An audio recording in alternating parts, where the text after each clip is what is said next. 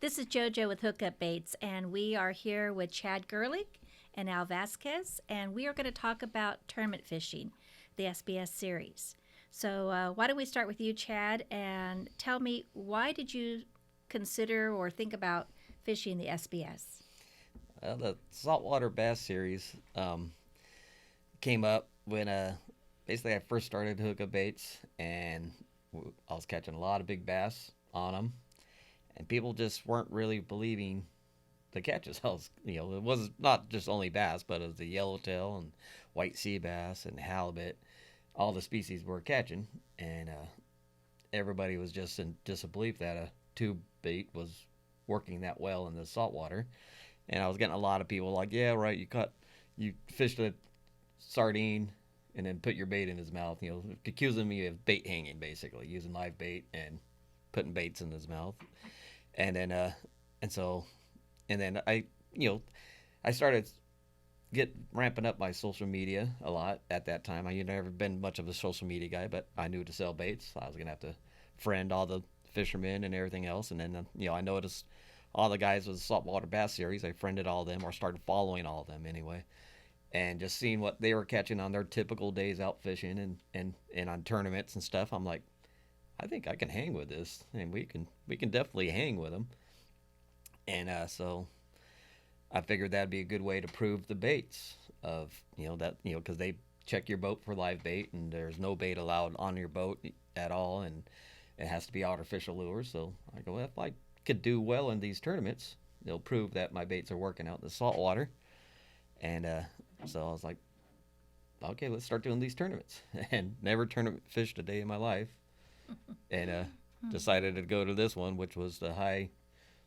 I guess it's the most well known, and all the best guys in California fish this one, and so we kind of in a way just went straight to the big leagues, and that's why made the decision to start fishing them.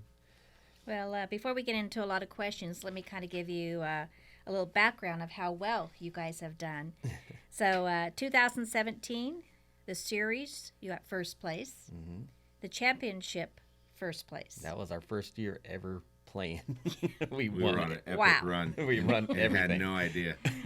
And we'll talk a little bit what that whole 2017 was about. 2018, the series, you got fourth place, and the championship, you got second place. 2019, fifth place in the series, first place champions. 2020, second place in the series, third place in the championship.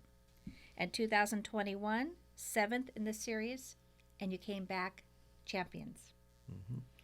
So obviously, that there's second year where we got second place, we actually won by weight, and we lost by .4 tenths of an ounce, but we had a dead fish penalty of quarter pound. So by That's weight, what we killed won that championship, but We'll never forget that. yeah, but one of our fish died, and so really we won 4 championships in my mind. so obviously great success. Yes. Obviously consistency. We are very consistent. So you kind of explained to us why you thought about the SBS. Now tell me, you fish with a lot of different people. What was it about Al? And he is sitting here. What was it about Al that made you choose him as your tournament partner? What characteristics, what does he bring to the value of the team or complement you as part of the team? Yeah. Well, Al's my longest time friend. We actually met through bow hunting like years ago. and and we actually met with bow hunting is when I had my other boat, and both our boys were the same age. He had 2 boys, and my boy was like right in the middle of both of his boys' age, so all 3 of them got along well. And it's actually through archery, 3D archery shoots, and then we started hunting together. And then told him, yeah, we do a lot of fishing. I was like, I do a lot of fishing. Then he started coming on my boat. I was like, wow, this guy can fish too. And we always got along. Just our personalities always has gotten along. So when I started hookup baits, it's just a lot of the friends I have now is through hookup baits and everything. But Al was really my one friend before hookup baits that really that we've always been friends no matter what's going on. And just knowing he's a stick, that is like was kind of a no-brainer. He's my longest friend. We've always got along. We always hunted or fished well together. It's Yeah, like, we always hung out together, and just easiest guy to get along with. Totally. He doesn't. If you give him a scenario, yeah, we could do that. Yeah, okay, cool. Yeah. All right, let's roll. yeah. You know, he's And we'll do it the best we can. That's Yeah. the thing. And I know Al can fish sun up to sundown with me. There's a lot of guys that just can't hang with that is true. the how hard we go. And Al's always been able to hang with how hard we go. So That's Chad. Chad will fish till he cramps up. yeah, like his, And then Al has to give him water. So obviously, great success, no question. Using hookup baits only. only and all Only. these. Kind of tell me the game plan that you guys go through of knowing where the tournament's going to be, how much conversation's going between the two of you, how much research is going in. Is pre-fishing important? Get me to that game day of the tournament. What goes through your minds? What do you guys think about? What do you communicate with each other? What do you tag team? Is one person going to cover this pre-fishing and somebody else is going to do this? Kind of get me to that day of the tournament.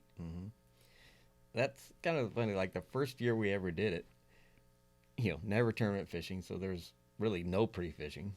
We just went out there and fished. And we won just about every tournament of the series, including the championship. But that year was more of a factor of hookup baits being brand new out on the ocean and not a single fish on that ocean, knowing what a hookup bait is, and us fishing deep structure. Everybody's fishing kelp line and jetties, all visual structure, where we were the only ones out there fishing the deeper stuff, the first year. So that was a whole different year that year. It's crazy. And just to back up, so back in the day when we would take the kids out fishing and we spent a lot of time at Catalina, stay the night, we were always after like big yellowtail, big sea bonito, bass, yeah. and when that bite would It's kind of all live squid. That's mainly all we fished was live squid on a jig or head. frozen, Or frozen squid, Any kind of squid. yeah. And so the bass fishing was kind of more of an afterthought. Yeah. When we weren't pulling on big yellows and big bonito. Yeah, we never really targeted bass too Yeah, it's much. like, all right, let's go catch some bass. All right, let's go. Yeah, nothing else was biting was catch bass. Yeah. They kind of filled our time, Yeah. Yeah, now it's our main And go now- thing is catch a bass.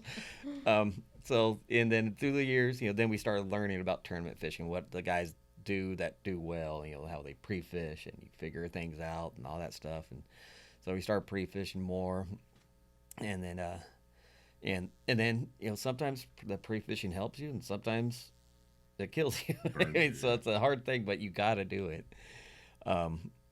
So I mean, It can teach you where not to fish. yeah, and that's what your pre-fishing is pretty important at how you go about it. It's more of canceling out waters instead of trying to catch the fish you're after, kind of thing. More is what we learned, and it's the tournament fishing is a constant learning of things. So it starts with pre-fishing, and we already know what baits we're going to use. I mean, even though we use just hookup baits, there's multiple ways of styles and sizes of hookup baits. We fish on heavy line, light line, double rigged, and it's big baits, small baits, color of baits. There's a All whole that matters. a bunch of stuff. There's we fish one bait, but we fish it in so many different ways. It's crazy. So And tell me, are you both fishing the same color, the same never. size bait, or you're fishing one size and color and Al's fishing another? we Yeah, we always mix it up. Yeah, we always start different, and then whatever techniques is working, then we'll probably about midday, we're both fishing the same technique. Unless one bait's just on fire, then there's everybody switch. exactly. We're gonna switch either whoever's got that bait. Yeah, exactly. So, yeah, we never start out fishing the same thing at all, ever. So, that's kind of by plan. You never, every day is different. Even though pre-fishing, they hit this thing really well, come game day, just 3-4 days later, it could be totally different. So you got to have one guy fishing what worked in pre-fishing, but then the other guy fishing what else might be biting that day, so. And do you take into account the moon, the tides, I don't. and all of the other things that may impact or may not impact your fishing? I don't at all. I don't ever look at tides. I don't ever look at moon phase. I don't ever look at. I mean, I look at wind condition more for comfort and safety, but I just go out and fish. And fish are going to bite every day you're out there, no matter what the moon is, no matter what the tide is. You just got to figure it out. And I've had some of my best days on days that were supposed to be, worst. Like I take guys out fishing. Well, I can't believe we caught this many fish today. It was a full moon and no tide. I'm like, the guys that look at all that stuff, I'm like, wow, that's amazing. And the fish bit?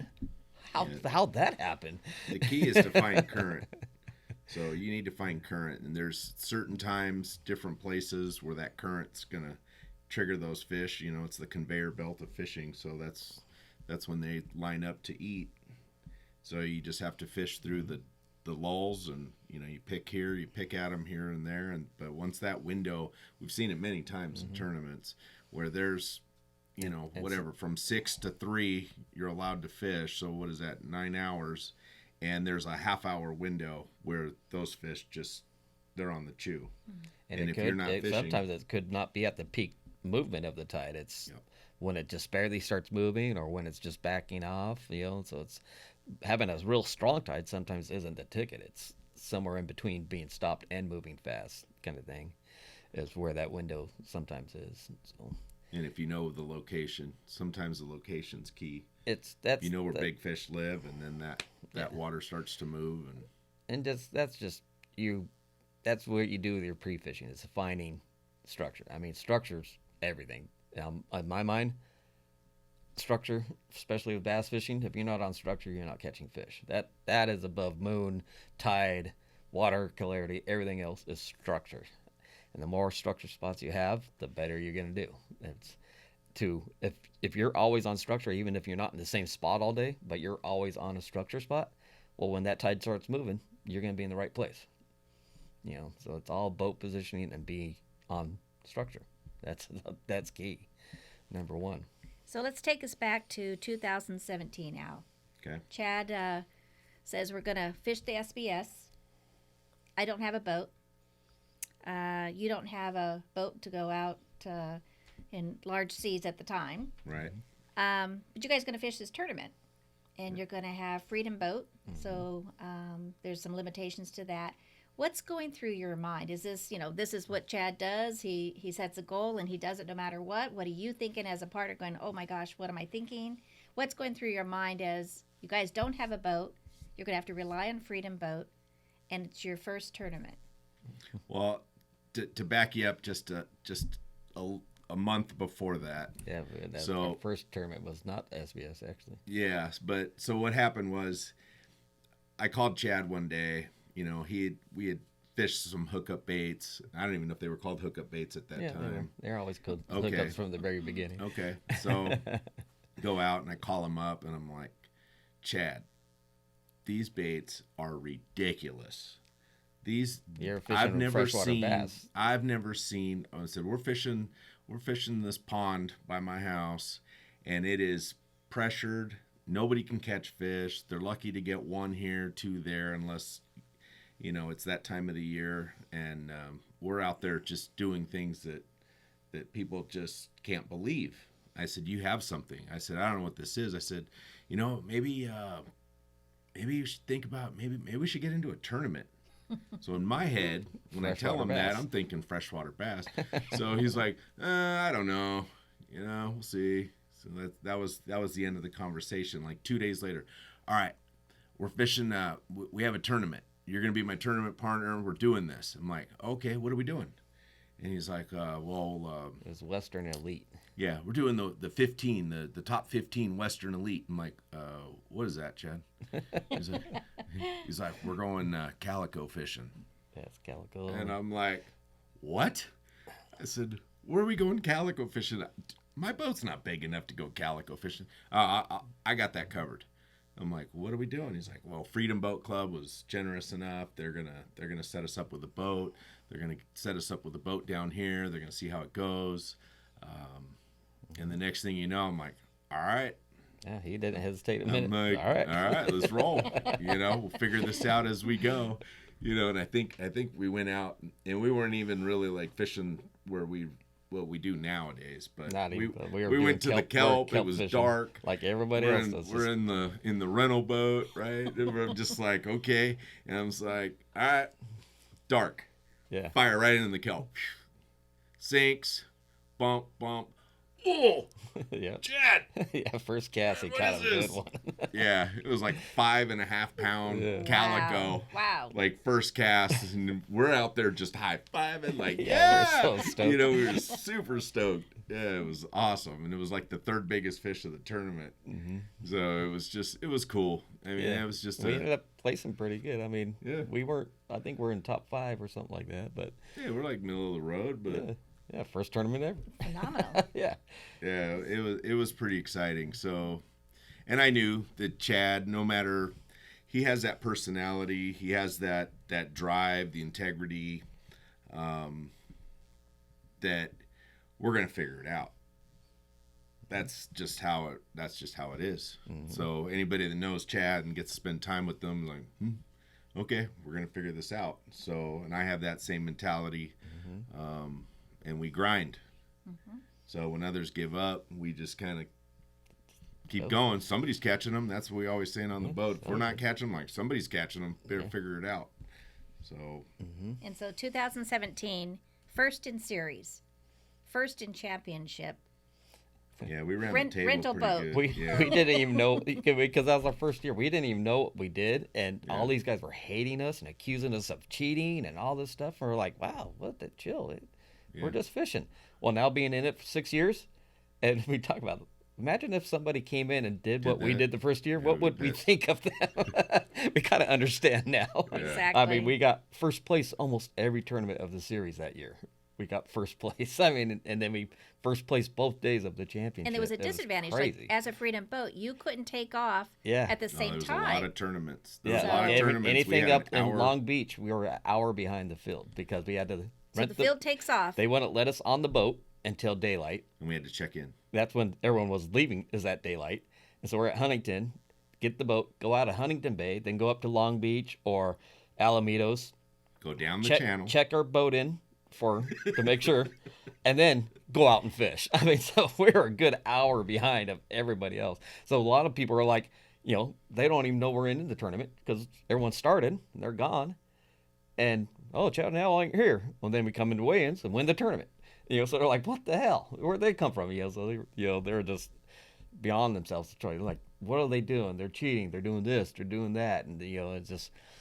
And Jerry believed the tournament, director.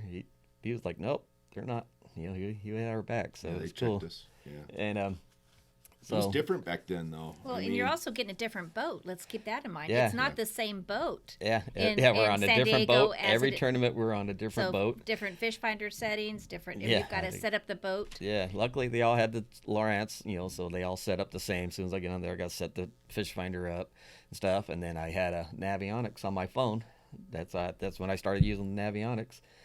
Loaded it on my phone, and I just did a car suction cup mount and put it there and plug it into the cigarette lighter, and use the Navionics and then the fish finder, and we just fished deep structure, and we just made it happen.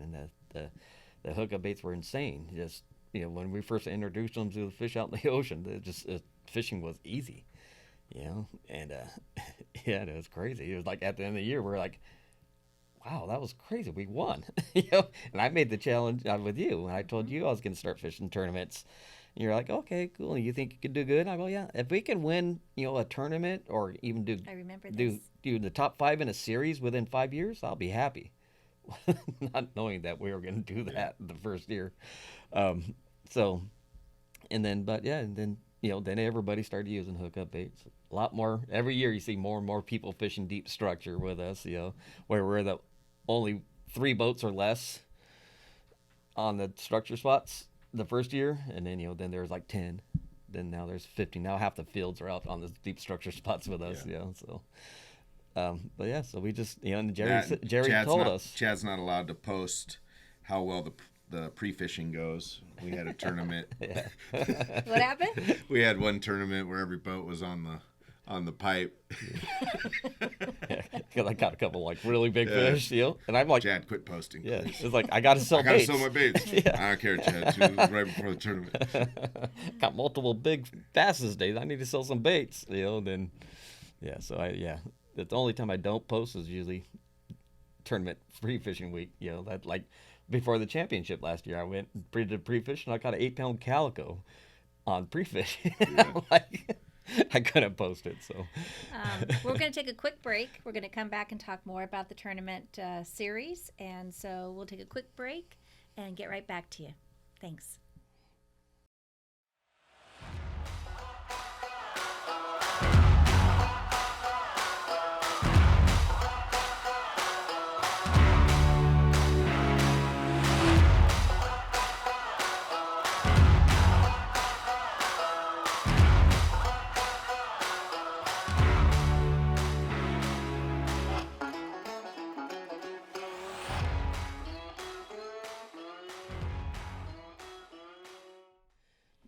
Hi, this is JoJo with Hookup Baits Podcast, and we are back talking with Chad and Al on the SBS tournament series.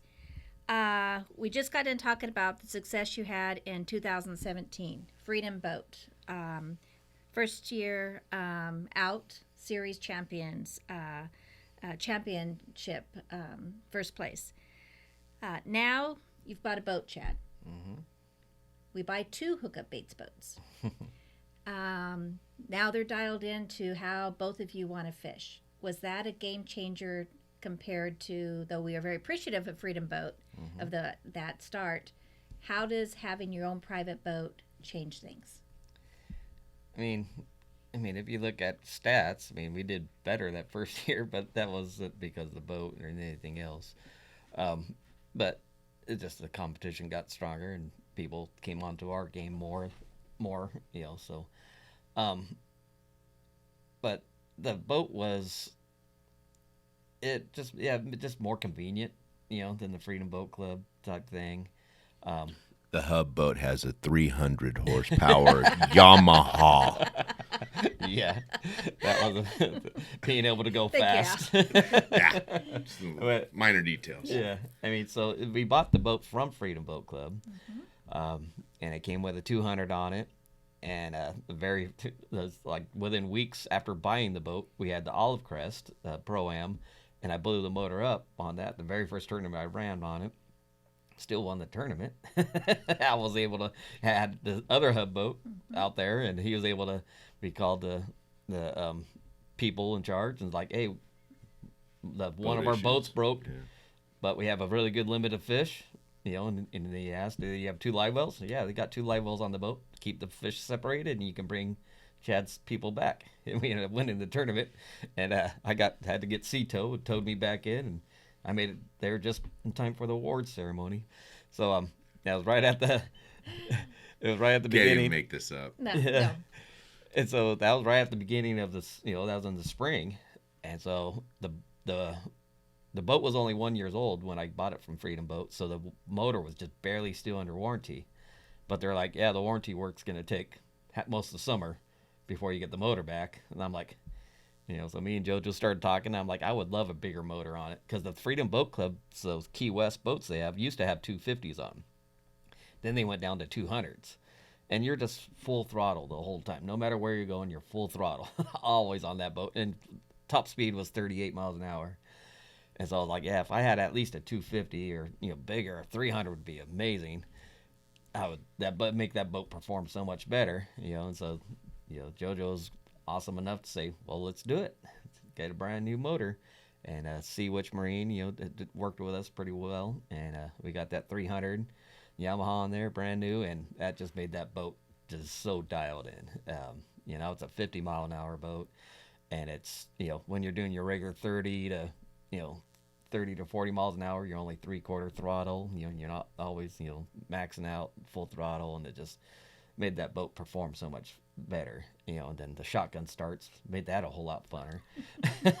That's his favorite part of the tournament, by the way. I like to go fast. Yeah. Mhm. You are a patient man, Al. Oh, yeah, no, he we're not has- going yet. We're not going He yet. always tells us, let's just get there and not die. Yeah, we don't need to die. We can't catch nothing if we die. Yeah, if we're dead and all the rods flew out of the boat, it's not going to happen. So we just got to get there. Oh, I remember you and I were doing a tournament. The and, open bay bass. And we yeah. had hookup baits flags that we made to go on the boat.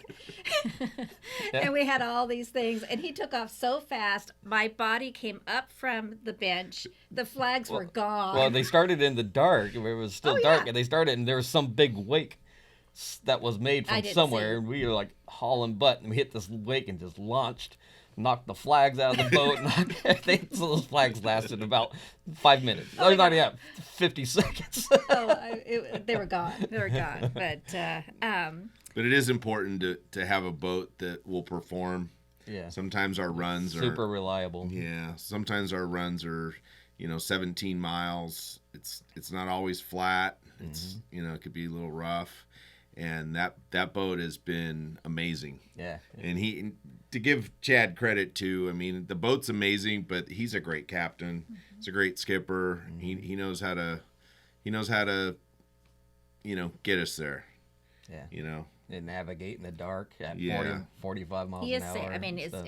as fast as that boat goes, I mean, you do maneuver it well. And use the trim tabs to make it comfortable and make it so you're not just knocking yourself silly. It's that's part of it too. And having a boat that rides well. I mean that Key West rides amazing. So And And then for- you upgraded to have a tablet. How's that been a game changer yeah, from a phone phone. to a what was that? That's like a 15-inch tablet that Mm-hmm. I run Navionics on now. It's Yeah, mounted. mount just fixed mounted a 15-inch tablet to run your Navionics on, and then now you're using your fish finder just as a fish finder. So fishing deep structure is having really good mapping. It's just as poor as having a really good fish finder. Actually, I don't even have a really good fish finder on that. I just have a standard Lowrance, like a mid-grade. It's not the best thing in the world, but I know exactly what it's telling me because I'm doing it for so long. so long. So I trust what it's telling me. I know what it's telling me. I trust what it's telling me, where it almost makes me afraid to upgrade to fish finder on it because now it's going to be all something new, and it's going to take me a while to understand what that new fish finder with the new technology is telling me. So it's been working with what I got, so I just kind of keep it there. It's an older fish. It's the fish finder that came with the Freedom boat. So Yeah, it's like a Hook 7 or something. yeah, Hook 7, yeah, a Hook 8 or So something like that. as you guys are out there and you're fishing, we talked about a little bit about a game plan. I mean, do you have a game plan going Oh, into definitely. the series? Do you keep that game plan? Do you have a backup Well, game plan? each tournament has its own game plan. Okay, It's not the okay. series. But because it changes locations. Sometimes it's in a bay, and it could be any bay. Sometimes it's outside, and it's just calico only. Sometimes you need calico and sand bass. So that's kind of cool in the last couple of years how we set that dynamic of, and I think we're kind of in part of making that happen. It's like a way to slow us down is because we catch a lot of fishing deep structure. We catch a lot of big sand bass, and that made it hard for anyone to really kind of compete with us. When we're bringing in big 25-pound bags of sand bass every time. Even the first couple years, the islands were open. Catalina and San Clemente was open. We're beating them, everybody, with just local sand bass bags, and so Because you stayed local, you didn't go there. we never went to the Yeah, islands yeah. on any of the tournaments. We stayed It's, local. it's a big gamble for boats running. Yeah. Because they get out there, they might have a big bag, and then that wind picks up in the afternoon, and they can't make it Yeah. back. Yeah. And I think that happened a few times where some guys took the shot and trying to get back, and it just wasn't safe for them to run that fast coming home. So. Yeah. So, but it worked out one time. I remember one time we got second, and it was from the guys that went out to San Clemente, and they got a really good bag that day. But so I think then he took that out, limited to where it's just local now. Took the islands out, and so taking the islands out, he started putting in calico only tournaments. Trying to these guys catch a lot of big sand bass. Let's just do calico only, see what happens. we just had to figure out calico fishing a little bit more, and we did. And we do well on all those tournaments also. And then now he puts you have to have 3 and 2, 2 calicos, 3 sand bass, or vice versa. And I like those ones. Those are cool. That makes you try harder. That makes you fish differently and stuff like that. Then you got just the only spotted bay bass, which those are tough. When the bay ones, I mean, it really anybody can win those, and it's so much just by tenths of an ounce's difference. Yeah. Because spotted bay bass are almost all the same size. So a couple guys that catch 1 or 2 good ones in the bag. Yeah, the kicker fish is usually what determines. And anybody can catch that kicker fish. And so those are hard to win. Those really, and now it's more bay tournaments than there is outside now. So it's making, where outside's our game. Outside and deep structure, that's our thing. But now the series has more bays. More bay fishing. Yeah, so it's kind of like, ugh. So do you think tournament fishing has made you better fishermen? Oh, for sure. Without a doubt. 100%. Without a doubt. Without a doubt. Tournament fishing, if you get into tournament fishing, really get after tournament fishing, you are going to become a better fisherman. There's no way about it, unless you just don't care about winning, which I don't know any man that don't care about winning. Some more than others, but everyone cares about winning. Yeah. Well, it's not just about winning. I mean, you're putting money up. So it's not like, oh, let me have my free ticket and I'm going to participate. No, you're putting up cash. And so when you put money on, Yeah. it's time to get it. So what would you say, the two of you, what are your top 3 things that make you obviously incredibly successful at tournament fishing and consistent? Well, the hookup baits is number 1. Okay. But being able to fish with the best bait in the world and having unlimited amounts of them, that's pretty good advantage there. Okay, I Al? think drive and determination. Yeah. We're the same, and we're cool. We're both, we both have the same personality. As the sense is like we both want to be the alpha. I get it. In tournament fishing, I trust him so much that it doesn't matter to me. Yeah, I'm and good. that makes it nice. He never really questions. Yeah. I go out nowadays. I do the pre-fishing by myself. That's when I really fish well. I go out there by myself, and I don't have to worry about anybody or anything. And I get there, and I just really put a game plan together. And Al just trusts it. Okay, what are we doing? Yeah, what do I need to tie on? That's All right. important. Oh yeah, but and I say let's do this, tie that on. He does exactly. But I know Al in his ability, whatever I tell him to tie on, he's going to be able to fish it just as well as I can. And that's the thing. So it's usually the game plan's made by me, but Al executes it just as well as I do. So But there's times too in a tournament where frustration sets in. It's not going according to plan, and we need to we need to turn the page. We need to go take a different route. It's like, all right, what are we gonna do? What are we gonna do? And we'll turn that page real quick. Yesterday was a prime. We just have a tournament yesterday. Yeah. And the first 2 hours, it was not going. Our game plan was not working at all. I mean, and all of a sudden, my mind just started going. All right, here's what we're gonna do, and it was totally something I didn't even have on the playbook, and it worked out. We got second place. So Yeah. sometimes you just got to switch it up. And it's just all time on the water, and then. And there's some things we're not going to divulge that we'll go out and that we'll do. You just need to go out there and just be ready to be flexible with your plan and make it happen. And trust each other. And trust each other in your ability, trust each other in your game plan. Yeah, communicate. like yesterday, I told Al, all right, we're done with this. We're doing something totally different. And okay, he totally trust. All right, Yeah. let's go. And it paid off. Yeah, And I think too, what's really cool, and I'll remind Chad of this. Like if we go out just for a day of fishing on the water, we're chilling. Like we're not worried about anything, and we know we're gonna catch fish, Yeah. and we know we're gonna get good fish. So then tournament comes, and then you start feeling that pressure. It's like, oh man, it's not biting. I'm like, you know what, man? Let's just fish. yeah. Let's just fish. I said, if we were just out here chilling, what are we gonna go do?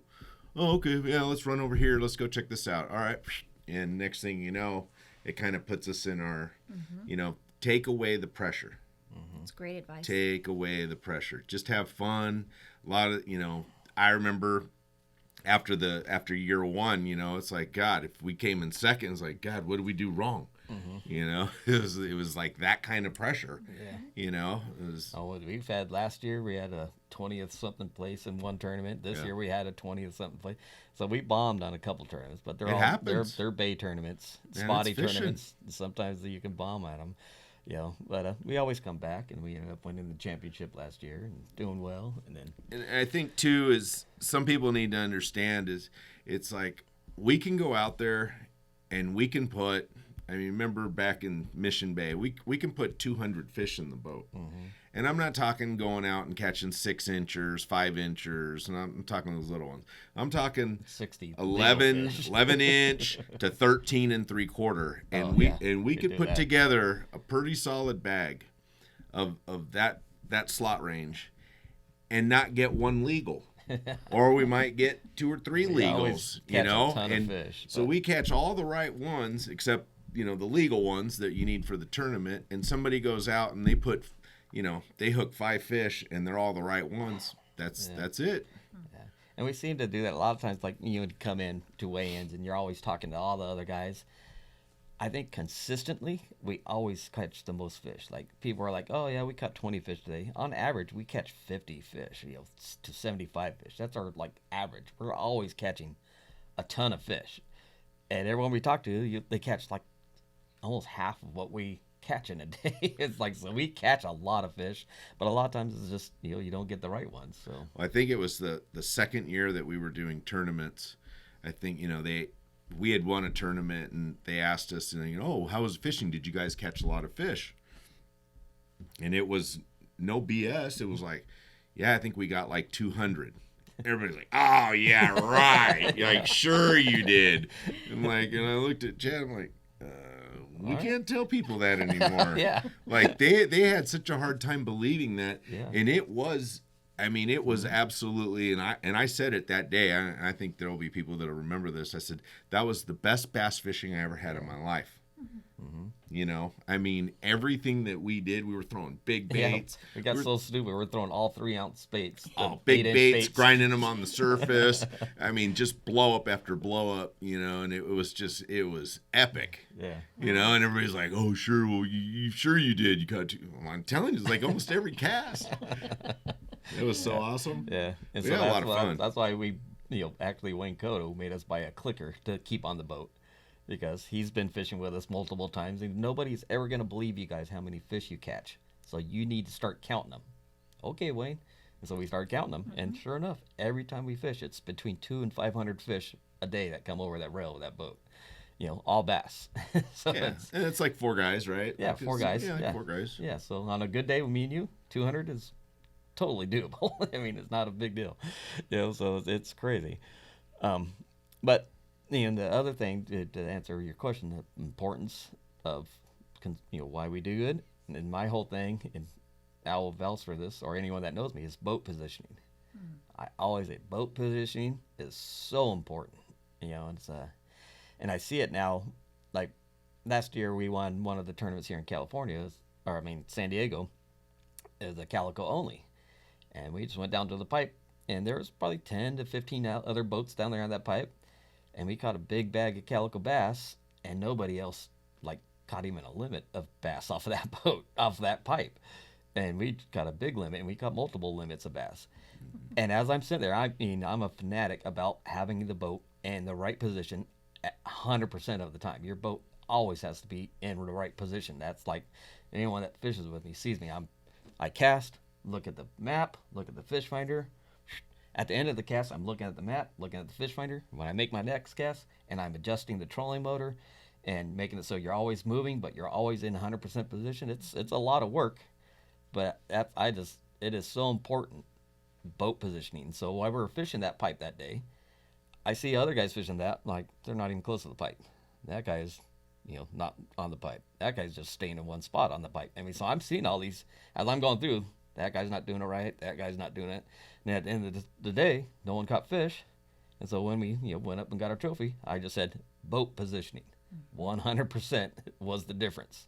And I think kind of a lot of people are like, whatever. But it was the difference. I seen it with my own eyes, and that's make or break is boat position a lot of the times, and that's one thing I say I'm good at, is boat positioning.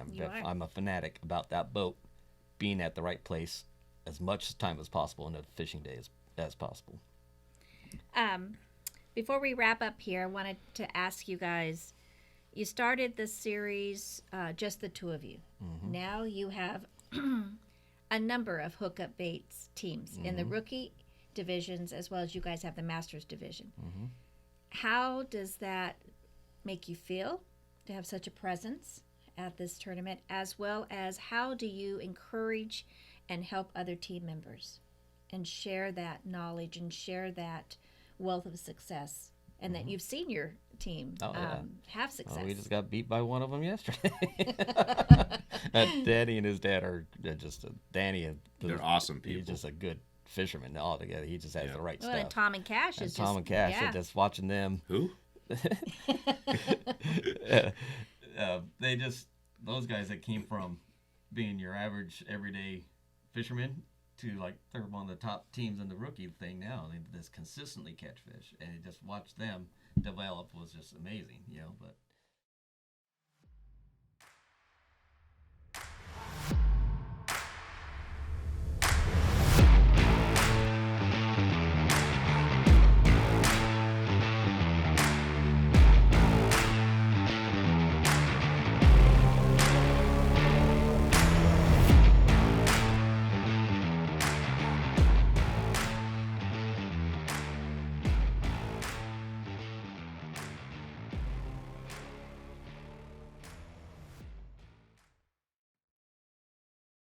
Hi, this is JoJo with Hookup Baits, and we are back talking to Al and Chad.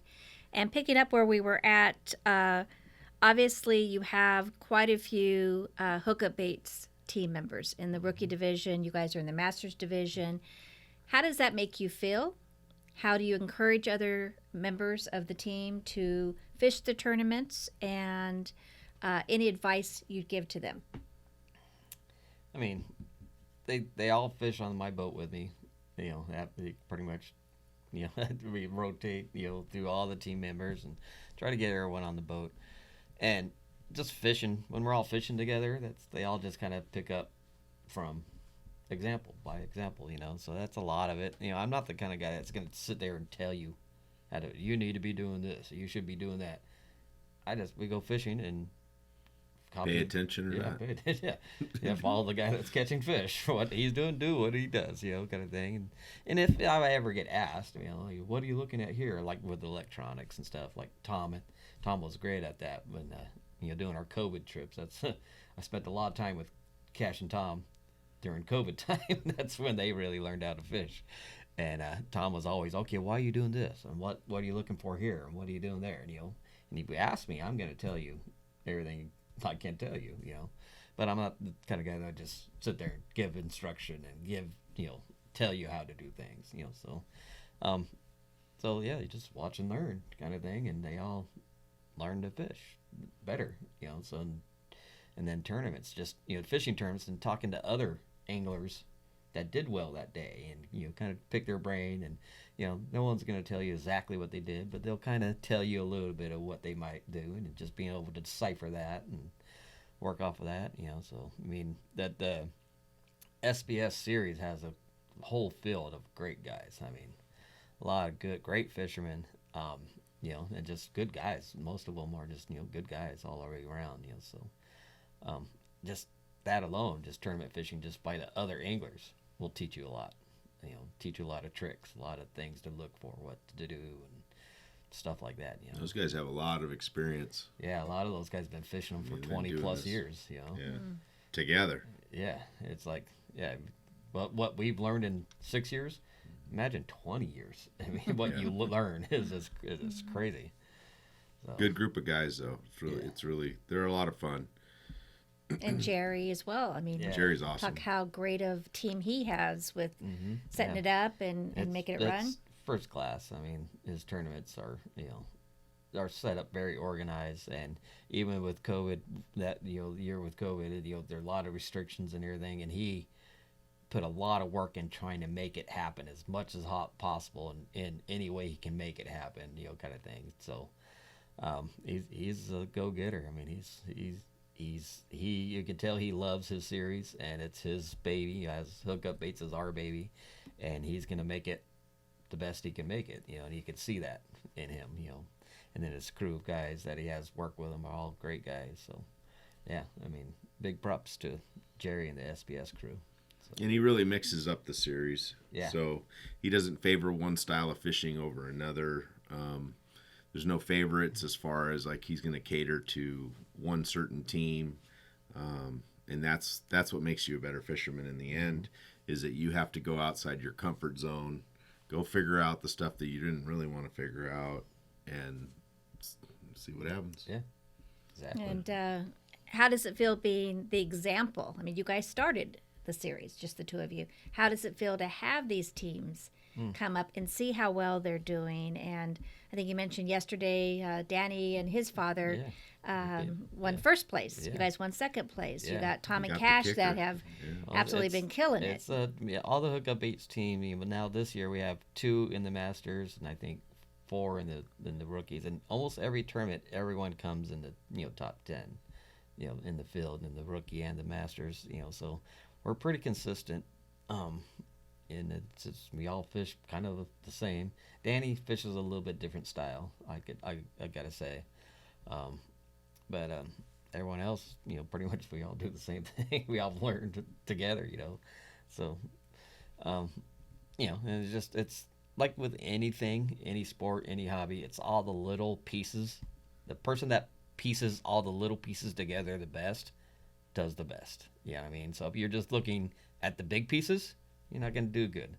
But if you're looking at the ton of the little pieces and putting them all together, piecing everything together for that day, that's the guy that's going to do the best. And that's what I try to do, is figure out as many pieces as I can and just piece them together for whatever that day brings. So, and you pay attention to every piece. So as we wrap this up, I'd like both of you to give me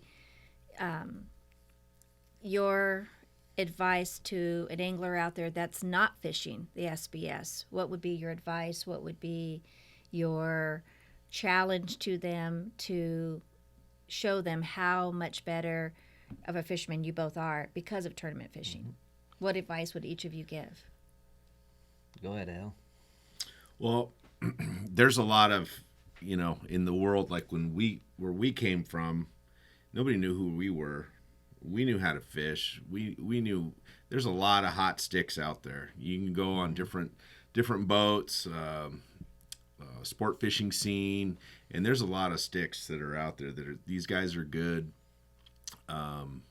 Maybe they just don't think that they have, the tournament style fishing is a little different. You put your money, it's like fishing for jackpot every time you get on a sport boat, right? Mm-hmm. So, you get a partner. That way, you have a team. It's a safety thing as well, just fishing outside. And it's just going to make you better because you're going to spend time on the water and you're going to go look at certain areas that you normally wouldn't have fished. And it makes you get out there, and it'll tell you where you stand. I'll tell you that. Mm-hmm. Yeah, it could. Excellent point. Can make you a hero or a zero. Yeah. And Chad, what advice it could be pretty humbling for some guys. Chad, what advice or what would you say to an angler that hasn't tried the SBS? I mean, even if you're not, there's a few people in the family rookie division. I mean, you could tell they're only been into fishing for a couple of years. And you usually look at a guy, watch the way he handles himself and fish and stuff. You could tell they're, how knowledgeable and how much they've been doing it. And there's some guys like, wow, you can tell they only been fishing, but they're out there trying. They're out there, and that guy, he's a super green to it, and he's tournament fishing.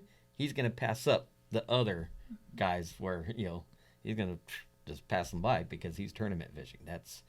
It's just a crash course of fishing. It's just on becoming a better angler, trying harder, trying different things, thinking different ways. I mean, with any kind of guy, we're all competitive, and you put competition in there, you're gonna just try that much harder.